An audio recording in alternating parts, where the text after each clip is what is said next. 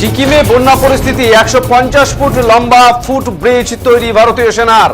ভারী বৃষ্টির ফলে সিকিমে ফুলে ফেপে উঠেছে তিস্তা নদী। অবিরাম বৃষ্টির জেরে কোথাও ভেসে গিয়েছে রাস্তা, ভেঙে গিয়েছে ব্রিজ, তৈরি হয়েছে বন্যা পরিস্থিতি। নিরাপদ আশ্রয়ে চলে যেতে বাধ্য হয়েছেন সিকিমের স্থানীয় বাসিন্দারা। ক্ষতিগ্রস্ত গ্রামগুলির মধ্যে সংযোগ স্থাপন করার জন্য ভারতীয় সেনার ইঞ্জিনিয়াররা তৈরি করলো 150 ফুট লম্বা ফুট ব্রিজ। তিস্তা নদীর উপরেই তৈরি করা হয়েছে এই ফুট ব্রিজ। অত্যন্ত প্রতিকূল আবহাওয়া এবং কঠিন পরিস্থিতির মধ্যে সেনাবাহিনীর ইঞ্জিনিয়াররা তাদের অতুলনীয় প্রযুক্তিগত দক্ষতা প্রদর্শন করেছেন। 48 ঘন্টার কম সময়ের মধ্যে সম্পন্ন হয়েছে এই ব্রিজ নির্মাণের কাজ।